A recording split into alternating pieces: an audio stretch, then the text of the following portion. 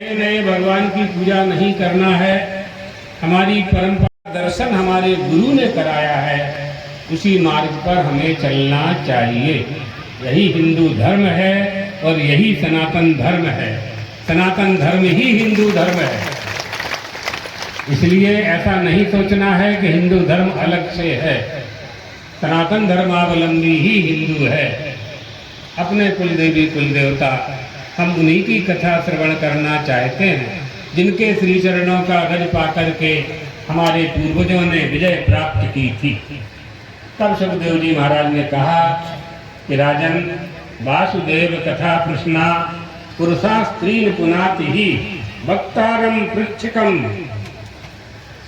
भगवान श्री कृष्ण की कथा करने वाले, प्रश्न करने वाले माने प्रश्नकर्ता, सुनाने वाले, श्रवण करने वाले, आयोजन करने वाले, पंडाल में आकर के सुनने वाले, पत्रम पुष्पम फलम तोयम अर्पण करने वाले, सब भगवान श्री कृष्ण के कृपा के पात्र हो जाते हैं। जैसे सालाग्राम का चरणोदक गंगा जी का जल और सालाग्राम जी का चरणोदक पान करने वाले का कल्याण हो जाता है, इसी तरह से कोई भी कथा श्रवण करे उसका कल्याण हो जाता है। भगवान श्री कृष्ण का जन्म कैसे हुआ, यह तुमने प्रश्न किया है। तो सुखदेव जी महाराज बोले, राजन, एक समय ऐसा आया जब इस पृथ्वी पर दैत्यों के दलों ने घमंडी राजाओं का रूप धारण करके पृथ्वी पर शासन करना शुरू किया और पृथ्वी को आक्रांत कर दिया। अत्याचार करने लगे, व्यभिचार करने लगे, अज्ञानी अपराधी प्रज्ञापराधी उत्पन्न होने लगे, अधर्मी उत्पन्न होने लगे। यज्ञशाला, पाठशाला, वेदशाला, इन सब पर, गौशाला, इन सब पर अत्याचार होने लगा, ब्राह्मणों पर अत्याचार होने लगा। तब पृथ्वी ने गौ माता का रूप धारण किया और देवताओं के पास गई पृथ्वी। देवता पृथ्वी माता को लेकर के ब्रह्मा जी के पास गए और ब्रह्मा जी से जाकर के गौ माता ने अपना दुख सुनाया।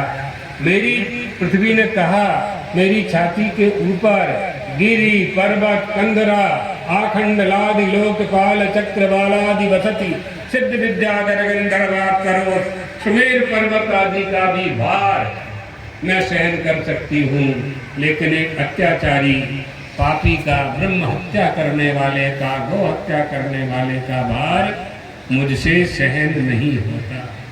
गौरव होता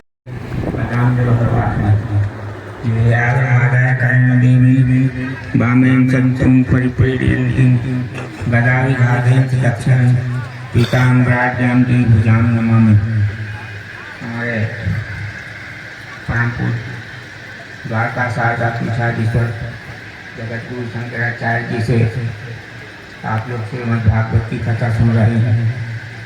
इस क्षेत्र को हमारे पूज्य गुरुदेव ज्योतिष पीठाधीश्वर और द्वारका शारदा पीठाधीश्वर स्वामी स्वरूपानंद सरस्वती जी महाराज वृंदावन कहा करते थे। ये क्षेत्र वृंदावन है, यहाँ हमेशा भागवत होती है और स्वयं गुरुदेव ने यहाँ पर भागवत सुनाई थी।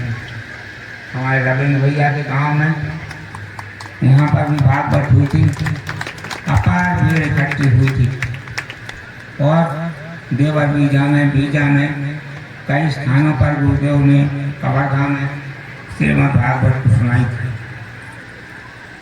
आप लोग इतनी भागवत सुनते हैं और सुनते रहते हैं। भागवत इसलिए सुनी जाए जाना, प्रवत भागवतम रसमालयम। भागवत इतनी सुने जब तक आलय न हो जाए, मोक्ष न हो जाए।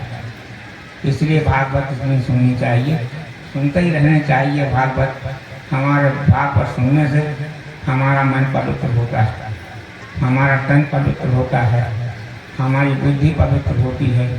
भागवत की कथा ऐसी विलक्षण है कि हमारे हृदय में भगवान आकर स्वयं विराजमान हो जाते हैं। भगवान कृष्ण क्या है, राधा क्या है, भगवान कृष्ण एक तत्व है और वह तत्व पीताम्बर धारण करके मनुष्यों के उद्धार के लिए, सदाचारियों के उद्धार के लिए और दुराचारियों के नाश के लिए वह तत्व अवतार लेता है। आप कल्पना कीजिए, दूध का समुद्र हो और उसमें दही का कीचड़ हो और उसमें कमल खिले, कितना सुंदर कमल होगा। वही कमल भगवान कृष्ण है। और राधा, आपने भगवान राम की कथा सुनी होगी। पहले भगवान राम ने जब सीता जी को वन भेज दिया था और उन्होंने यज्ञ किया था। यज्ञ का विधान है कि साथ में पत्नी होनी चाहिए। तो सीता जी की स्वर्णमयी मूर्ति उनके बगल में रखी गई और बाद में उसमें प्राण आ गए। तो उन्होंने कहा कि अब हम आपके साथ रहेंगे। भगवान राम बोले कि जब हमारा कृष्ण रूप में जन्म होगा तुम राधा के रूप में होगी। वो राधा है, वो भगवती सीता राधा के रूप में यहाँ पर भगवान कृष्ण के साथ आई। और बहुत सारी कथाएं हैं। पहले ही जब बालक थे दोनों, तभी ब्रह्मा जी ने मंडप बनाकर इनका विवाह करा दिया था और भगवान कृष्ण ने राधा जी का श्रृंगार किया था। और राधा जी जब श्रृंगार करने के लिए हुए तो ब्रह्मा जी ने उनको बालक बना दिया था। बोले अभी समय नहीं। ये सब कथाएं हैं। कथाएं सुनने से मनुष्य की बुद्धि युक्त होती है, शुद्ध होती है और भगवान की तरफ लगती है। और यही कथा सुनने का और यही मोक्ष का मार्ग है। हमारे गुरुदेव जगत गुरु शंकराचार्य स्वामी स्वरूपानंद सरस्वती जी महाराज इस क्षेत्र से बड़ा स्नेह रहा है। हमेशा यहाँ आते थे। छत्तीसगढ़ के लोग परमहंसी गंगा आश्रम जाते थे और छत्तीसगढ़ के लोगों के लिए हमारे गुरुदेव ने रायपुर में आश्रम का निर्माण किया और भगवती राजराजेश्वरी महाप्रभु सुंदरी की स्फटिक मणि की मूर्ति सबसे पहले छत्तीसगढ़ में स्थापित की। विश्व में कहीं भी स्फटिक की मूर्ति नहीं है, परंतु हमारे रायपुर में जो गुरुदेव का आश्रम है, आप लोगों ने वहाँ दर्शन किए होंगे, वहाँ स्फटिक मणि की मूर्ति है।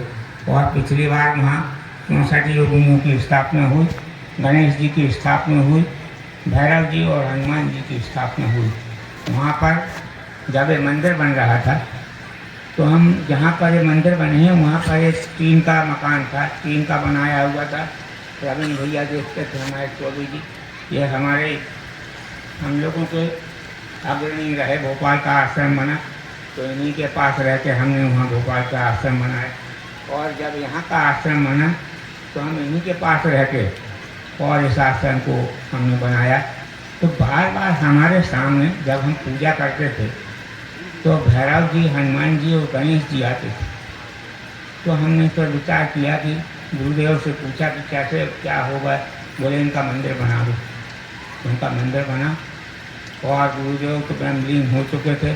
उसके बाद इन्होंने गुरुदेव के जाने के बाद हमारे 2 गुरु भाई उनके पद पर बैठे और उन्हीं का स्वरूप द्वारकापुर के शंकराचार्य स्वामी सदानंद सरस्वती जी महाराज और ज्योतिष पीठ के जगत गुरु शंकराचार्य स्वामी अभिमुक्तेश्वर सरस्वती जी महाराज, ये 2 हमारे गुरु भाई शंकराचार्य बने। और इन्हीं के कर्तव्यों से यहाँ पर प्रतिष्ठा हुई 64 योगिनियों की और ये गणेश जी की, भैरव जी की और हनुमान जी की। ये सब कार्य यहाँ पर हो रहे हैं। हमें प्रसन्नता है। आप सबसे इसी बहाने खैर चिट्ठी में आपसे मुलाकात हो गई हमारी। यहाँ पर आए, हमें बहुत प्रसन्नता है। और भागवत भी हमने आपकी वजह से भागवत भी सुन ली यही सब कहते हुए अपनी बात को बोलिए। जगत गुरु शंकराचार्य स्वामी स्वरूपानंद सरस्वती जी महाराज की हर हर